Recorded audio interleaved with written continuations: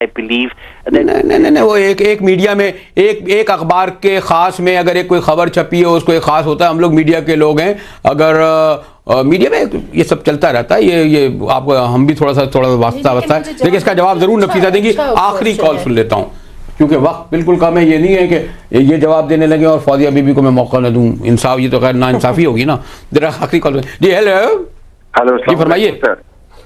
जी सवाल नफीसा शाह साहब बस यही है कि अगर एनआरओ वालों को हम मॉरली सपोर्ट करें और उनको हम कहें कि मॉरली उनके ग्राउंड हाई है, तो क्या अगर कोई चोर चोरी करे तो उसके बाद हम ये कह सकते हैं कि वो अगर अपना सफाई पेश न करे या अपने आप को आवाम के सामने पेश न करे, अदालत के सामने पेश न करे, तो ये तो इस 16 करोड़ अवाम के साथ ज्यादती होगी कि एक एनआरओ ज़दा या एक चोर हमारा वज़ीर दाखिला हो या हमारे। ठीक है खास साहब, लड़काना, हैदराबाद, पेशावर, कराची, इधर उधर से हो जाएगा। बस अब मुझे कुछ कंक्लूड भी करना है। एक का जवाब तो मुश्किल है, लेकिन सिर्फ फेडरेशन के हवाले से बात हुई।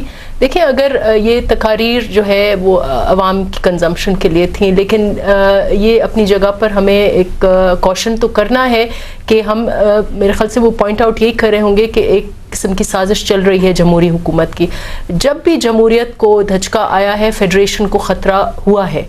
जब आप ज़ियाउल हक के ज़माने की बात करें, उसके आफ्टर मैथ में फेडरेशन को बिल्कुल ख़तरा हुआ है। जब मुशर्रफ आए तो आप देखें कि बलूचिस्तान कितना दूर हो गया फेडरेशन से, और हमारी बहुत एक बुरी शदीद किस्म की इंटरनल वॉर शुरू हो गई। तो डिक्टेटरशिप, ये बात ये थी कि साजिश जो है वो सिर्फ डिक्टेटोरियल फोर्सेस को हेल्प करेगी, और जब डिक्टेटरशिप्स आएंगी तो फिर फेडरेशन को ख़तरा होगा।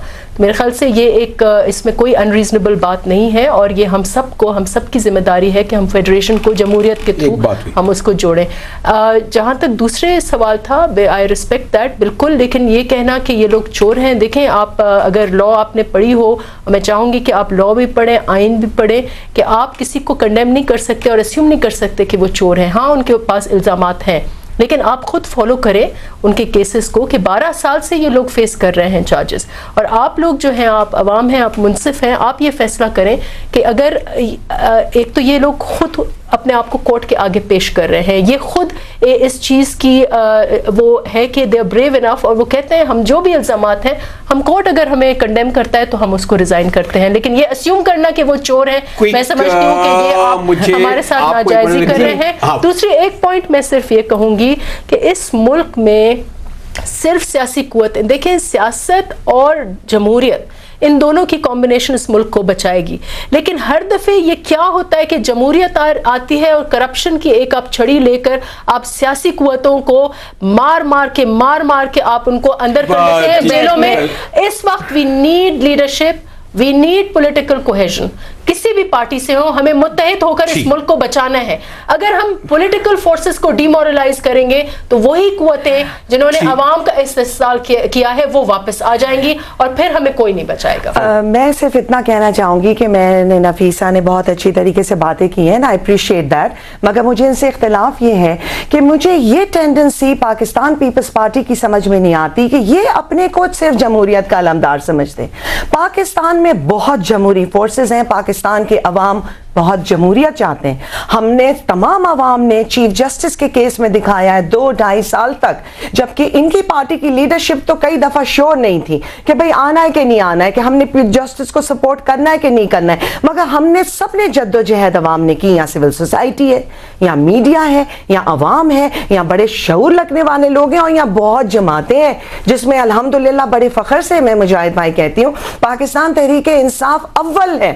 हमारा तो मैसेज मगर हमने तो कहीं नहीं ये कहा कि आप गैर जमहूरी हैं, मैं ये नहीं कह रही, तो मेरा मतलब मैंने तो इनफैक्ट ये कहा कि सियासी जो भी लोग हैं उनको इकट्ठा होना पड़ेगा और लीडरशिप बीबी आप मुझे जरा सा मौका दें, बिकॉज आप काफी बोल रही हैं और प्रोग्राम खत्म हो रहा है। तो मुजाहिद भाई मैं ये कहना चाह रही थी, और इनका ये कहना कि जी हमारे वजीर बहुत ब्रेव हैं, माशाल्लाह हुकूमतों में बैठे हैं, इससे ज्यादा उनके लिए क्या हो सकता है कि प्रोसिक्यूटर भी वो, हुकूमत भी उनकी। अच्छा, और इतने टाइम में हाई कोर्ट के जज हैं, मगर आप मुझे ये बताएं कि इतने टाइम में आपके लीडर 12 साल 15 साल से क्यों नहीं अपने को इन्होंने आके कोर्ट से पहले क्लियर करवाया, क्यों नहीं इन्होंने लिया? देखिए मॉडल करते रहे जी, 12 साल से 12 क्या साल फेस से किया? मुल्क केसेस- के बाहर थे, नहीं, देखिए, मुल्क के बाहर गायब हो मुल्क के गए, बाहर एग्जाइल में कौन चले गायब हो गए। गया? हमारे जो लीडर किस वक्त जिसके आप सब पता नहीं कौन कौन पीछे पड़ा हुआ है, वो तो नफीसा- कोर्ट जेलों में थे।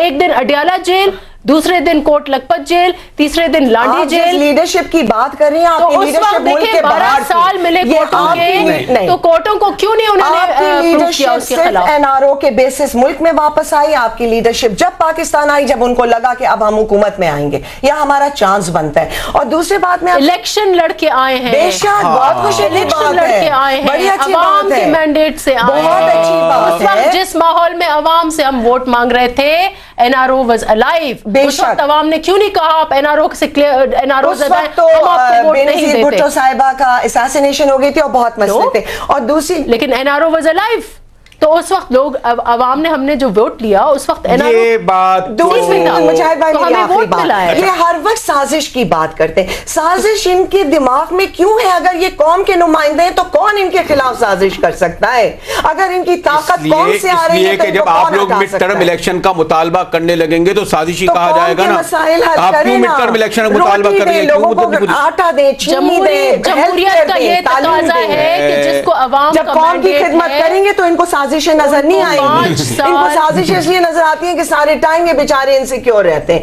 क्योंकि ये नहीं आप डिलीवर लोग- कर रहे हैं जो आप लोग उन्होंने पीछे वादे पड़े रहते किए। हैं ना। हम तो इसलिए कहते हैं कि भाई वादे पूरे करें। बेशक आप रहे, आप हमें आप 5 वादे तो पूरे बस करें। ठीक है, 5 साल की आप ये आपको तो सारी उम्र। आप अब ये 5 साल statement आप दें कि तैयार है 5 बेशक साल के आप देने के 5 साल लिए? रहे। 5 साल देंगी? 2 हुकूमतों में ये आ चुके हैं, खैर दोनों से, बार और निकाल 2 दिया हुकूमतों आपने। में दूसरी ये इल्जाम करके निकाला, ये इल्जाम करके निकाला। निकले करप्शन के ऊपर, और हमने नहीं निकाला। मैं क्या करूं? आप उन्होंने अभी तो निकाला गुफ्तगू- जिनके साथ डीले अभी कर तो करके जनाब आए। गुफ्तगू शुरू हुई है, वो कह रहे हैं टाइम ओवर। अब मैं क्या करूं भाई? वो कह रहे हैं खबरों का वक्त हो गया। तो जनाब यहाँ गुफ्तगू इस्लामाबाद स्टूडियो में इस इशू पर यहाँ तक पहुँची है, लेकिन गुफ्तगू तो आपके सामने नहीं पहुँचती। ये गुफ्तगू घरों में, मोहल्लों में, चौराहों पे, चौकों पे, दफ्तरों पे, हर जगह हो रही है। और ये गुफ्तगू मुझे तो बड़ी खुशाइन लगती है कि इस तरह ओपनली बात हो रही है।